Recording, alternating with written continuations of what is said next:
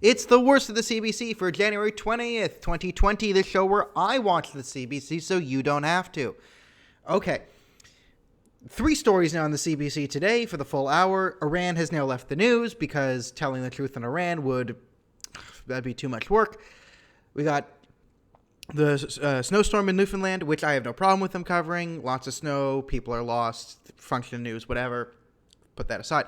So that leaves us with 2 stories being covered on the news. One is the Meng Wanzhou trial is starting, the Huawei executive, and the 2 detained Canadians, Michael Kovrig and Michael Spavrig, who are being held in a communist Chinese prison camp because the Chinese are different than us. And that's not my words. That's the CBC's, which is very interesting to get into.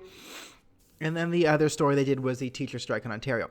But I want to get into the Meng Wanzhou thing because this is very important. Now, to an extent, they actually did a somewhat decent job of covering this because they did bring up the fact that the Chinese government had detained 2 Canadians, and they do pretty much assert correctly that the 2 Canadians detained was a direct result of Meng Wanzhou being taken. And I've talked to Chinese people of this. A professor from China came in and visited on a different subject. We were talking about Meng Wanzhou, and it just made sense to him that, yeah, this is how China operates. If you take one of our people prisoner, a high-ranking person, a Meng Wanzhou high-ranking, we take 2 of yours.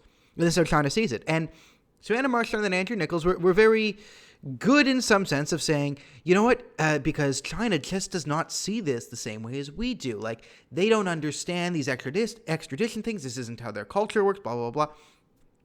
And to an extent, that's all true, that the Chinese interpret international law around sanctions busting in Iran and extradition treaties.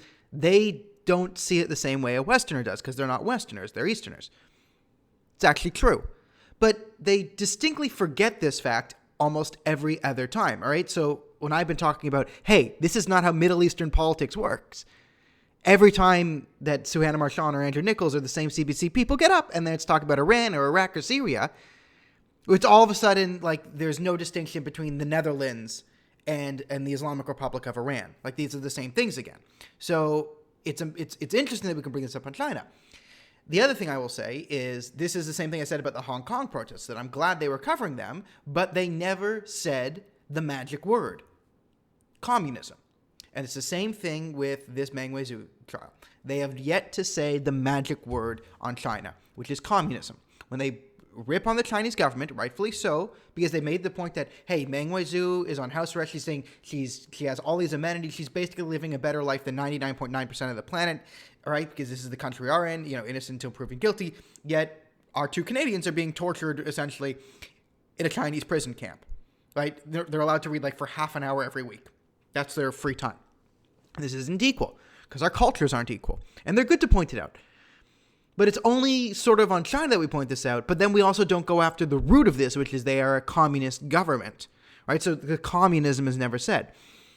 They also spoke to Huawei, and, it was good that, the problem is they covered both sides. They covered like 100% of the Huawei Chinese side, and then about 70% of the other side, right? They didn't give in the American point of view. They had some, orange man bad stuff, Trump's fault, blah, blah, blah. They showed some lefty protesters wanting everyone to be released, blaming Trump for this, which is not really, that's not really a depth of understanding position.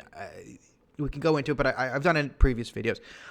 So that's my problem is, okay, I'm glad they covered it. I'm glad they talked about these things, but it seems like only when China comes up can we talk about the fact that our cultures are different.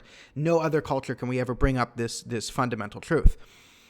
So we'll move on to the biggest omission, and here's a story that I did not see covered. And again, these sanction bustings on Iran. So I'm just going to leave Iran for this video because they shot down the plane intentionally. I'm just going to mention that.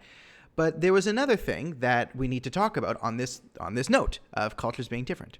In the UK, in Manchester, it was found that there was another decades-long rape gang, Pakistani Muslim rape gangs. And these are what they're called Asian grooming gangs, which means mostly Pakistani, Islamic rape gangs. And they have taken predominantly white and Christian girls, sometimes Sikhs and Hindu girls too. Non-Muslim girls are taken in around the age of 11 to 14 is the most common type, and they're systematically raped and sex trafficked. And this is all throughout Britain. Social services knew, police knew, politicians knew, and all of them failed to do anything for decades, allowing thousands of girls to be raped. You would think this would be a major story, but it gets almost no coverage. right? I even looked at British media. Meghan and Harry get way more coverage than rape gangs. Massive child raping rape gangs. So I bring this up now because it's the perfect time. Because one, it didn't make it into Canadian news at all. Not at all. Did not make it into the CBC. And you can say, fine, it's Britain. It's not our rape gangs. But if you think that mentality just goes into Britain, and if you think if you import the same Pakistani people into Canada, and you have no conversation with them about cultures being different, and hey, in our culture, Muslim, non-Muslim, we don't rape each other. We don't sex traffic, right? So we've made the point today that the Chinese interpret the world differently. Maybe the same people in rural Pakistan have different cultural values around us. Maybe if they see a girl without a hijab, they think they can do whatever they want to her because they come from a different culture, right? So we can have the conversation on China, except we will never say communism. We'll never get to the key. We'll never get to the root cause here, the fact that it's communist government. It's just the Chinese government. What type of government? Communism, right? And then we can't have that conversation, right, at any other thing, especially with the Pakistani population here. And there's a lot of stuff going on in Canada. We don't know if there's rape gangs going on, but there might be. There's a lot of stuff that the RCMP, York Regional Police, Peel Police will not touch. And we know that. So is it so far-fetched to say that we might have similar problems here in Canada? I don't think so.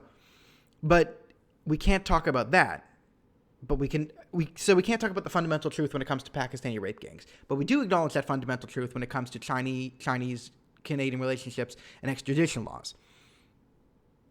That's why the CBC is going down the tubes. And I think I'm now 50% of their audience I hear, and I'm just watching it to make sure no one else does. So take that wheel. Maybe it needs more tax dollars. Maybe that will help it out. So on the Rosemary Barden scale of bias, today gets a 7 out of 10 on the Rosemary Barden scale. I will see you all tomorrow.